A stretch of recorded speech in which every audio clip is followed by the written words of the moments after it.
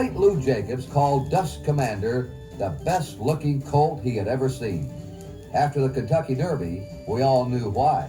They come for the finish. Dust Commander is on the rail. He has the lead. By Dab George, a late move. Silent Screen. Here on the outside is High Echelon. They're coming on the line. Look at Dust Commander open up as he hits the finish. Dust Commander a big winner. Then by Dab George, second. High Echelon. Third, and Lasker is fourth. Silent Screen is fifth. And boy, what a big win that was. The same sort of win that you had in the Bluegrass Stakes.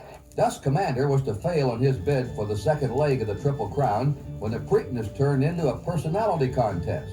In a race of a different color, Bobby Unser's brother Al won the Indianapolis 500.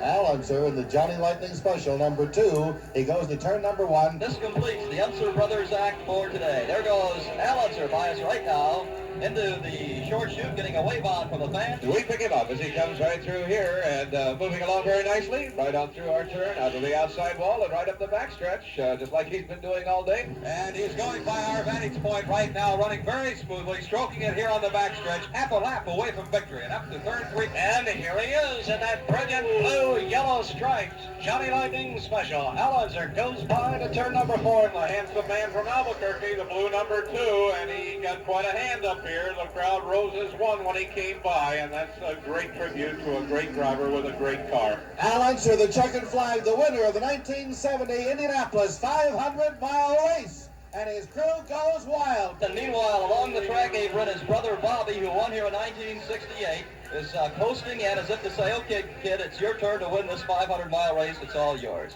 And here in Victory Lane, the pipers are piping. We have safety patrolmen ringing this checkered carpet. And we now have the arrival of Al Unser in the Johnny Lightning number 2.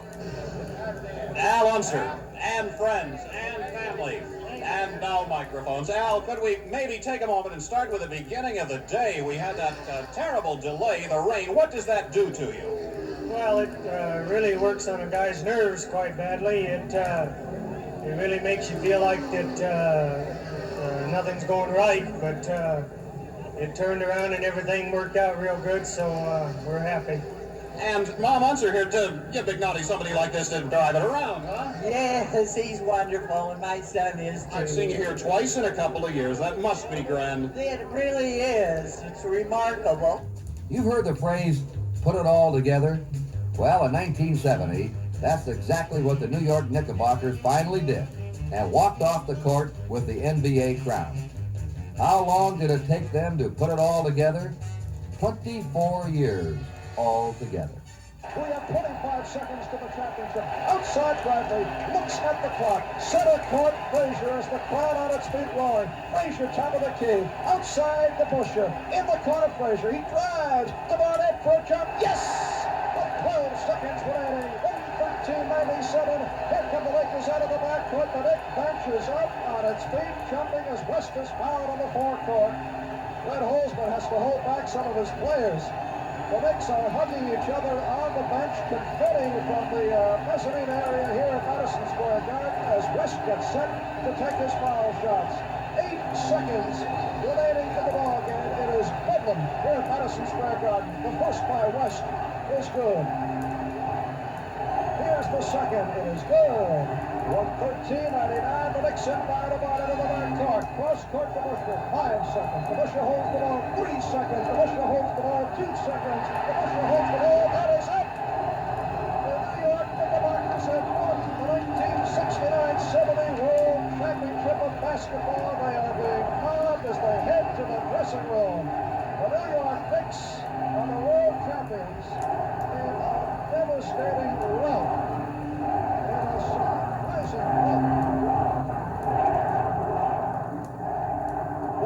This had to be one of your greatest games, isn't it? There's no tomorrow, so we had to give it our all. I felt good. The shots were there, and I just took them. The crowd has psyched us up for the game. Willis, this has got to be a great moment. This is the greatest feeling of all. You know, you dream about being world champs, but this is a great feeling. You know, it may not never happen again, but at least it happened once in my life. A long season, a lot of aches and pains, and a lot of guys pulling together, a lot of guys, you know, doing a lot of things together. And I think this is what made us a ball club all year long. That we were a bunch of guys playing together, no superstar, just a bunch of guys that wanted to win the ball game. At the 1970 U.S. Open Golf Tournament, a dapper Englishman named Tony Jacklin shot it out with the best golfers in the world and won. I do like playing in this type of weather. I was brought up playing in this type of weather. I do enjoy playing in the wind because I like making shots up. You know, I like sort of, I might hit any club from 160 yards. You know, I might hit a 3-iron down the grip and half swing and push shots in, and I quite enjoy that type of golf. And so it was a bit worrying on the putting today, though, because one could get a gust of wind and blow you off balance. After his victory, he took off for home on a jet, while the rest of the pros took off on the course. I have to play this course every day for fun. I'm trying another game. Just because you cut some grass out there and you put some flags in the ground, that don't mean you got a golf course. What it lacks out there is about 80 acres of corn and a few cows. Looked as if nobody was ever going to win baseball's all-star game as the best of both leagues battled into extra innings. 2 out. In the 6th inning, no score. Yastrzemski drills one into short center field. Around third base comes Fosse. The ball is picked up. They'll have to go to second. Yastrzemski fell down, and it's 1-0, the American League. Kelly ready again, trying to come in with a pitch, but something that Fosse can't hit. Drills one to center field. Back goes Gaston. Looking up and backhands the ball. Robinson tags at third. Oliva goes on to third base, and it's 2-0, the National League. Gibson throws hard this time. Robinson drives Gaston back. Gaston on his horse. It'll be over his head, bounding against the wall. Yastrzemski scores. Horton is on his way around third base. He'll score. On the way to third is Brooks Robinson, and he's in with a triple. Hunter throws. Ball is hit to center field. Back goes Amos Otis. Back looking up at the wall. And Dick Deep has a home run. Peterson back. Ground ball. Base hit. Past Johnson. Helton comes on to score. It's 4-3, and the tying run, Morgan at third base, and Clemente the batter. Stottlemyre is ready. A drive out of the center field. Over comes the center fielder. Otis takes a fine catch, but here comes Morgan. We've got a tie game. Then to score the winning run the hard way came hard-nosed Pete Rose. 1-1 to the waiting Jim Hickman. And right into the stretch. Looking back and throws up the middle. Rose is on his way around. Picked up by Otis. Rose is coming to the plate. So's the throw. He's in. It's all over. The National League wins.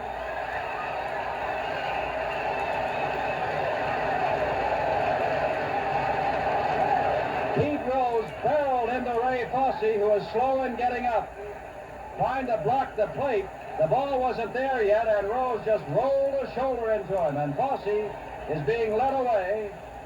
But the National League has now won its 8th in a row. A line drive single of the Chicago Cubs' Jim Hickman scores Cincinnati's Pete Rose. In the waters off Newport, Rhode Island, Intrepid sunk Gretel II to stave off a challenge for the America's Cup, but not without losing a race. What will Boss Mossbacker think? While Gretel was taking in water, Cincinnati fans were taking all bets that their big red machine, after flattening the Pirates 3 straight, would roll over the Baltimore Orioles in the 1970 World Series. Nothing doing, as Bench, Perez, May, the big guns of the Cincinnati Reds, were silenced by superb Oriole pitching. There was only one machine the fans raved about, that incredible vacuum cleaner down at third base, Brooks Robinson. 3-1 pitch to Bench. Drilled.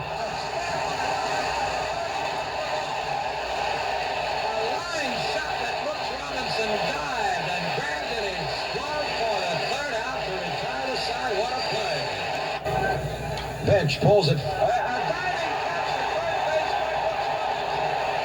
A low liner. Robinson dives across the line to spear back in. It's a ground ball to third. Brooks Robinson.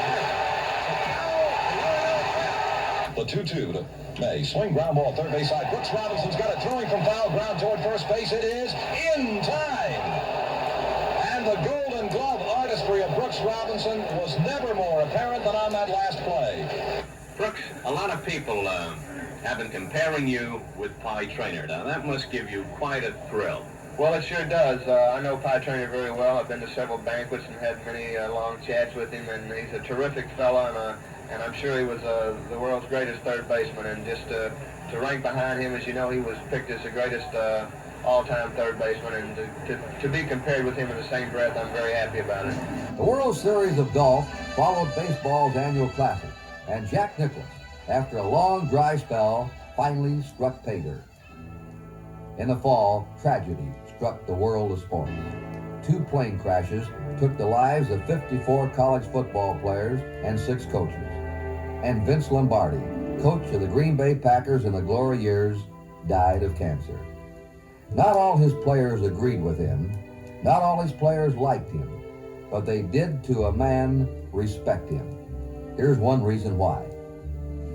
To the winner, there is 100% elation, 100% laughter, 100% fun. And to the loser, the only thing left for him is a 100% resolution, a 100% determination. And it's a game, I think, a great deal like life, and that it demands a man's personal commitment, B toward excellence, and B toward victory. Even though you know that ultimate victory can never be completely won, yet it must be pursued with all of one's might. And each week, there's a new encounter, each year, a new challenge. But all of the rings, and all of the money, and all of the color, and all of the display, they linger only in the memory. But the spirit, the will to win, and the will to excel, these are the things that endure. And these are the qualities, of course, that are so much more important than any of the events that occasion it. And I'd like to say that the quality of any man's life has got to be a full measure of that man's personal commitment to excellence and to victory, regardless what field he may be in. In college football, Ohio State ran roughshod over its Big Ten neighbors. Texas ran the Southwest Range, and both battled week in, week out for the #1 spot in the rankings. But after all the bowls were empty on January 1st, #1 belonged to the Cornhuskers from Nebraska. The 1970 Heisman Trophy winner was a Mexican-American who passed the Stanford Indians into the Rose Bowl. His name, Jim Plunkett. I'm very fortunate that I was chosen by all the voters who voted in this Heisman Trophy, and I like to think that on certain days maybe I am, and on other days I don't feel that way at all. One of the Heisman Trophy haven't had such an outstanding record in professional football. Have you thought about this at all? Is this a jinx? I haven't thought about it at all. I don't, we did a few things this year that, like beating SC and going to the Rose Bowl, which we haven't done in a long time, and I like to feel that continue this trend and not let the two play any part in, or not let the Heisman Trophy play any part in me being a professional. I want to go to the Rose Bowl. I want to beat SC, and I want to enjoy this time with my friends. I probably would have never made the friends that I have, or been so close with my teammates as I am now. And I thought that I could help the Mexican community in this way too, by staying in school, getting my education, maybe setting a little example for some of the kids who don't think school's for them, or that education is out of their reach because they are Mexican or something like that. The expanded Professional Football League, with its playoff system, produced a new breed of excitement in 1970. After the smoke had cleared, the Dallas Cowboys and Baltimore Colts stood on top of the heap, looking toward the Super Bowl. The big story, perhaps, was the rise of the San Francisco 49ers. Backed by a strong defense, quarterback John Brody brought them to their first divisional title ever. The ball at the 26 of Oakland as it's placed down. Brody now sends Washington to the near side, Witcher to the far side. Second quarter, 49ers go from our left to our right. Willard and Tucker. Fake to Willard. Back to pass goes Brody. He looks, throws for Quallick. He's there. Touchdown, 49ers. Touchdown to Quallick. A 26-yard throw from Brody to Quallick. He made an excellent play to beat Grayson. Washington flanked out the near side. Witcher split left. 3rd and 4 for the 49ers. Brody back to pass. He has time. He looks. He throws for Washington. Washington is there. He's got it. Touchdown, 49ers. Oh, what a catch. Witcher flanked the far side. The end's in tight. Brody fakes to Willard. He's going to go. He throws to Tucker. Touchdown, 49ers. Brody faked and then threw to Bill Tucker. Tucker was all by himself and goes in for the score. This is it. It's the 49ers will not run another play. It's 7, 6, 5, 4, 3, 2, 1. They've done it. And look at it. The 49ers have done it. They have won, and it's really a happy bunch of 49ers. The first time in 49er history that they've won a championship. In December, the sports world got a big Christmas present. Muhammad Ali came back all the way. Untested in his October victory over Jerry Quarry, the greatest proved he's still the greatest by going 15 tough rounds with rough, tough Oscar Bonavena and having enough steam left to knock him out in the final round. That left! What him! It came from nowhere! Ali came through with a left! The crowd screaming, the first knockdown of the fight, he took the mandatory 8, and now Ali is behaving like the old Ali. One more knockdown in this round, the fight is automatically over. Bonavena is running.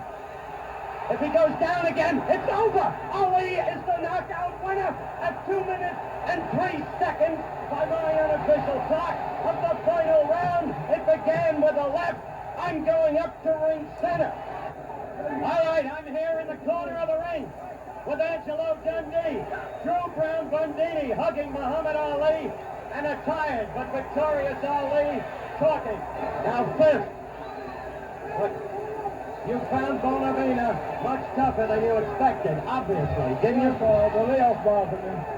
I showed up, I missed a lot of punches, but I'm glad at 115. The word was I didn't have no stamina. I think I showed more than he did. And Joe Frazier couldn't stop him. He was really out. And now we have a chance to see who the real champion of the world is. So I'm feeling good. I'm glad that I had the work. And I'm glad to know that I have a punch, which I don't have. And I think he's never going to stop, right? Angie, you didn't know what was wrong with Muhammad midway. There was nothing wrong. He needed the work. That's why I said I hope we had a few more rounds with Quarry. So he got the work tonight, which is beautiful. So we got a little wood tonight, which is great. So I was very happy with everything. Timing was off, but he's a hard man to hit. And how many bruises do I have? I think I have one, though. Do you see any bruises? No. On the right eye, right underneath. A little something I caught in close, a foul shot. But I like to say I think I look a lot different from Joe Frazier after he came out of the ring. He was beat to a pulp. And I don't have nothing but a little bruise. It's natural, a little cut lip. The predictions were to only publicize the fights. Make the people angry. He talks too much. He needs a good whooping. He needs a good whooping. I can't stand him. And they would fill up all $100 seats. And I'd go to the bank laughing. The age of Aquarius was only a year old at the end of 1970, but it had already produced a host of outstanding heroes. Bobby Orr, the Bruin, hockey's highest-scoring defenseman. Johnny Bench, a baseball superstar at 22, and a court magician called Pistol Pete Maravich, who broke the all-time collegiate scoring record. Maravich. Ribbit. Maravich. From 35 feet away, scores! He's tied the record! He's tied the record at 7:54 in the ball game. So Runners will have the ball, and Maravich will put it in play at 10-4. Ribbit.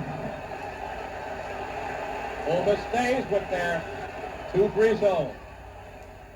But they're over-shifting to Pete's side. Here he is.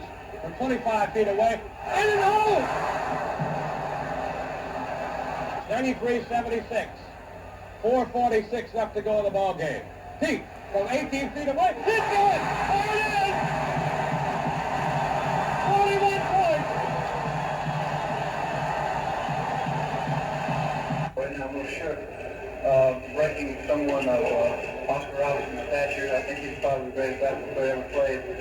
And I think I'm very fortunate to break his record because I followed him ever since I was a young boy, and I always felt he was the greatest, and I felt like if I could just maybe play over just as good as he could or anything else that I could do all right. I don't really think, I really thought about the importance of it until all you guys came running out on the court, and then the thing I knew after that. Both Henry Aaron and Willie Mays got their 3,000th base hit in 1970. Hank Aaron at the plate with Felix Millan on second base, one down. First inning, game number 2, today's Twin Bill. Beautiful day for baseball. And a swing and a high bouncer over the mound, charging over Woodward in front of the bag, up with it. Here's his throw to first, not in time. Millan is coming around third, he's headed home. There's the throw from May to the plate, not in time there. He slides in safe, and Aaron is safe at first. And there's that 3,000th hit. Time is called. They're holding up the game, and here's Hank Aaron at first base, and the crowd is standing to applaud as Aaron doffs his cap. Time called. He walks over, and here's Stan Musial coming out, Joe, to congratulate him and hand him that ball that he just got his 3,000th hit with. Here's Willie. Wagoner delivers. Mays hits it in the left field. Willie Mays gets his 3,000th base hit.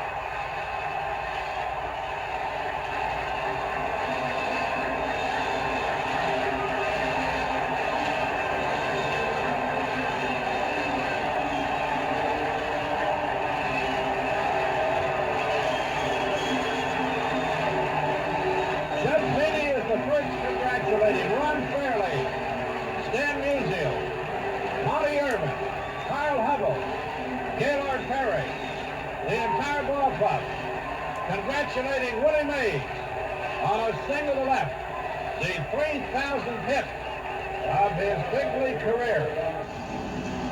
How you feeling? I don't know. There's so much excitement going on now. I hope I can just feel good for the game. How does it compare to the 600th home run, Willie? Well, I don't think it can be in a comparison, but people seem to think so I have to go along with it. Are you glad it's over with? I am. I don't know about anybody else. Remember George Blanda? George Blanda. Wasn't he a blocking back for Jim Thorpe? Well, last year, the old man of the Oakland Raiders starred in a late show nobody will ever forget.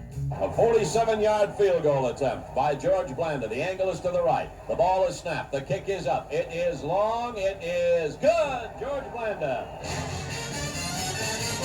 Blanda fakes the handoff. Back to throw, and he is hit just as he unloads. It is far downfield, and it is complete for the touchdown to Biletnikoff as Charlie Stooks fell down. As a pro football player, anytime you step on the field, you're going to do your best to win, and we have a lot of pride in our organization and our team that we definitely are going to go out and try to win every football game we play, and that's where I feel, and I know the rest of the players feel that way.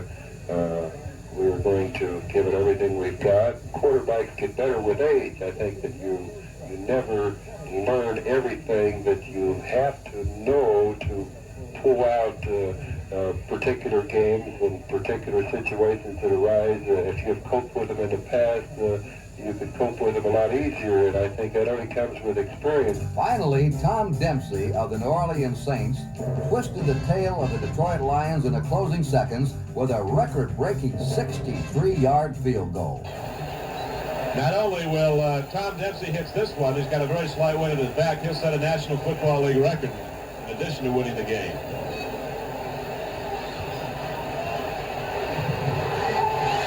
I don't believe this. It's good! I don't believe it! The field goal attempt was good from 63 yards away! It's incredible! Tulane Stadium has gone wild! A 63-yard field goal!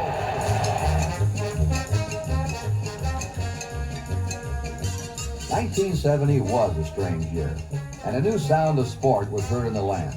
Not calm, not quiet, as Aquarius would have wanted it, but strident, harsh, and loud, with threats of strike and cries of protest and the pounding of legal gavels.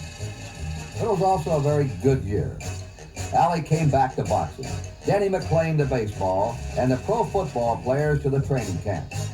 They came back because in the final analysis, it's the sport that counts.